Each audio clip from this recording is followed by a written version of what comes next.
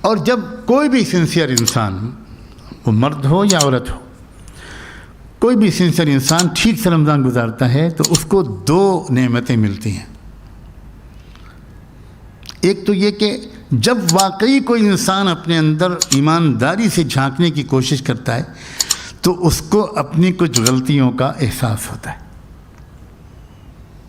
کیا کیا مس کر رہا ہوں میں، کیا مجھ میں کمیاں ہیں، کیا میں اپنی آنکھوں کا صحیح استعمال کر رہا ہوں یا غلط کر رہا ہوں، وغیرہ وغیرہ وغیرہ، لمبی لسٹ ہوتی ہے۔ جو انسان دیانتداری کے ساتھ آنیسٹلی اپنے اندر جھانک کر دیکھ لیتا ہے، وہ اپنی غلطیوں کو خود پکڑ لیتا ہے کہ یہ کمیاں میرے اندر ہیں۔ اور انسان خود اپنے آپ کو جتنا پہچانتا ہے اتنا دنیا میں کوئی اس کو نہیں پہچانتا۔ یہ الگ بات ہے کہ وہ ڈینائی کرتا ہے اور فالس ایکسکیوز ڈھونڈتا ہے، لیکن اگر انسان سنسیئرلی اپنے کو امپروو کرنے کا فیصلہ کر لے تو کسی انسان سے خود اس کی اپنی برائیاں چھپی نہیں رہ سکتی۔ جو شارٹ کمنگس ہیں جو بھی ہر انسان میں ہوتی ہیں، اور زیادہ نہیں ہوتی، یہ بھی بہت ہی پازیٹیو بات ہے، 2-4 ہوتی ہیں، باقی بہت خوبیاں ہوتی ہیں ہر ایک کے اندر، لیکن 2-4 غلط حرکتوں یا کمیوں کی وجہ سے ہماری انسانی ترقی رکی ہوئی ہوتی ہے۔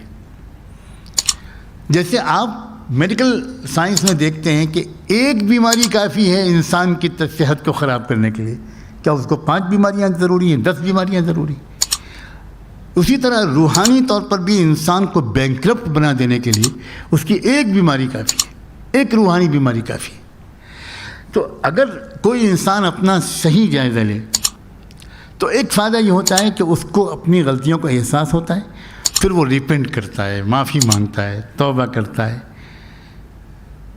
اور اسی کے نتیجے میں پھر کیا ہوتا ہے، پھر رمضان اس کو مغفرت دے کر جاتا ہے۔ یہ مطلب اس کا کس کو مغفرت ملے گی؟ جو اپنی غلطیوں کو فائنڈ آؤٹ کر لے گا، آئیڈینٹیفائی کر لے گا، اور پھر ان غلطیوں پر معافی مانگے گا، شرمندہ ہوگا۔ لیکن وہ وہی تو کرے گا جو اپنے جھانک کر دیکھے گا، جو جائزہ لے گا۔ دوسرا ایک فائدہ یہ ہوتا ہے پچھلی غلطیوں کی معافی کے علاوہ کہ آئندہ زندگی میں ان غلطیوں سے وہ بچ جاتا ہے، اور اسی کا نام ہے تقویٰ۔ پچھلی غلطیاں معاف، آئندہ زندگی میں ان غلطیوں کو دہرانے سے حفاظت۔ تو جب رمضان سے نکلتا ہے ایک ایمان والا اور ایک ایمان والی، تو ایک نئی زندگی اس کی ہوتی ہے جس میں پچھلی غلطیاں معاف ہو چکی ہوتی ہیں، اس کا دل کی سلیٹ صاف ہو چکی ہوتی ہے، اس کا اکاؤنٹ کلیئر ہو چکے ہوتے ہیں، اور اب وہ نئی زندگی جو شروع کرتا ہے رمضان کے بعد تو دوبارہ ان غلطیوں کو نہیں دہراتا۔ وہ اس کے لیے بچنا آسان ہوتا ہے، کیئرفل زندگی ہوتی ہے اس کی، واچفل زندگی ہوتی ہے۔